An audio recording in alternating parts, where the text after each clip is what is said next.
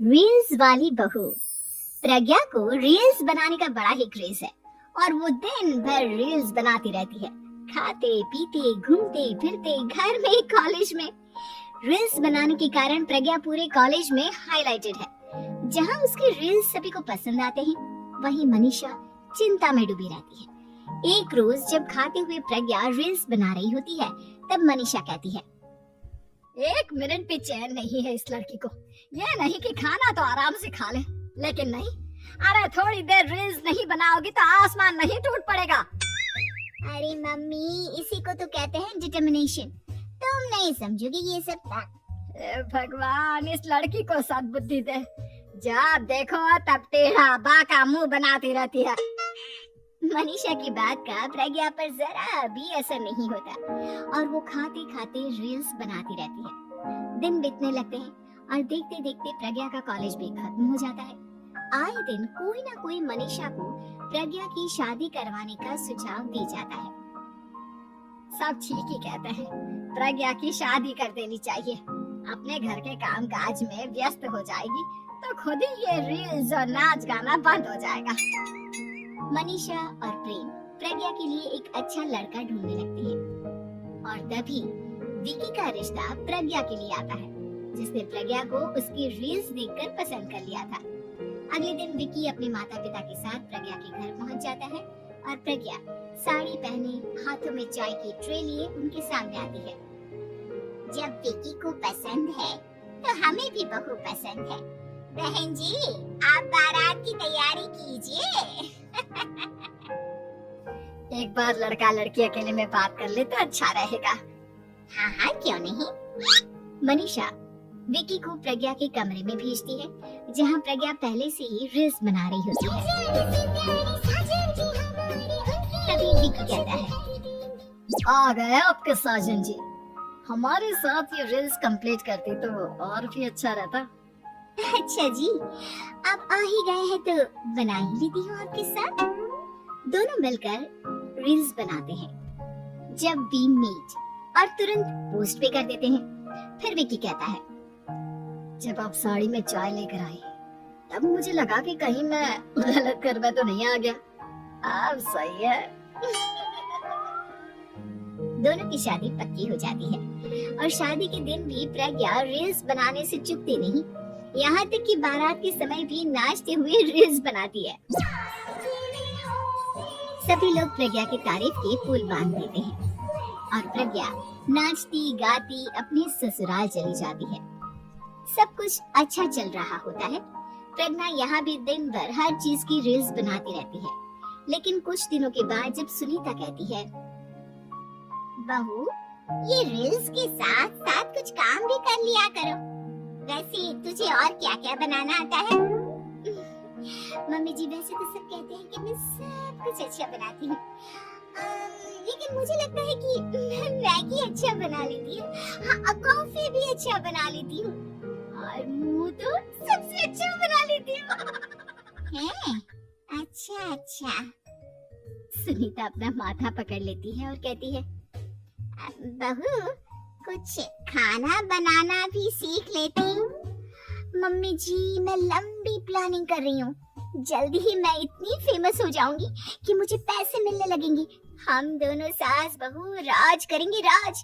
नौकर काम करेंगी और लोगों की तो लाइन लगेगी हमसे मिलने के लिए।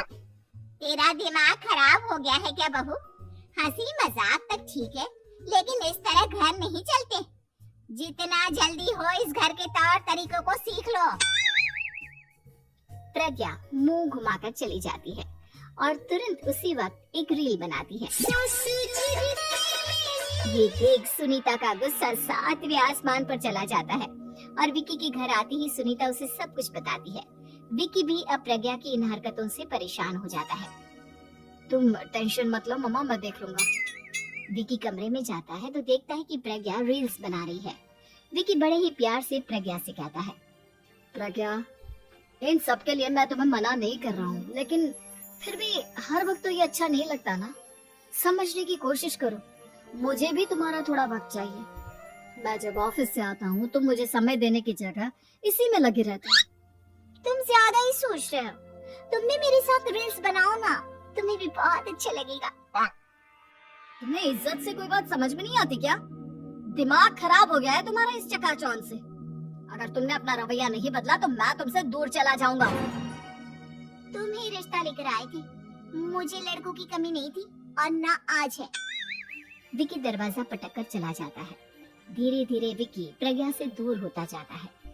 एक रोज मनीषा प्रज्ञा के ससुराल उससे मिलने जाती है। तब सुनीता उससे कहती है, बहन जी अब आई हैं तो कुछ दिन यहाँ रहकर जाइएगा, आप ही का घर है। हाँ मम्मी, बहुत दिन हो गए तुम्हारे साथ एक भी रील नहीं बनाई मैंने। प्रज्ञा तुरंत अपने फोन में रील्स ऑन कर लेती है। ये सब मुझसे नहीं होगा। तेरा ये भूत अभी तक नहीं उतरा क्या? बहन जी आप कुछ कहती नहीं क्या इसे? जब आप ही कुछ नहीं कर पाई तो मैं कर ही क्या सकती हूँ, सास तो वैसी ही बदनाम है। शाम को घर की लाइट चली जाती है और मनीषा प्रज्ञा से कहती है, मेरे घुटनों में बहुत दर्द हो रहा है, तू लाइट का कुछ इंतजाम करना बेटा। अच्छा कैंडल जला देती हूँ मम्मा। प्रज्ञा गाते हुए कैंडल जलाती है और खिड़की के पर्दे के पास रख देती है। मनीषा जिसे बहुत दर्द हो रहा है वो सो जाती है और प्रज्ञा हमेशा की तरह अपने रील्स में लग जाती है। उधर कैंडल की वजह से पर्दा आग पकड़ लेता है और मनीषा के कमरे में आग लग जाती है। बचाओ, कोई है, बचाओ। सभी भागते हैं और विकी कमरे की आग बुझाने में लग जाता है, लेकिन तब तक मनीषा आधी जल चुकी थी। मनीषा की हालत देख प्रज्ञा रोने लगती है। विकी मनीषा को तुरंत हॉस्पिटल ले जाता है और उसे एडमिट कराता है।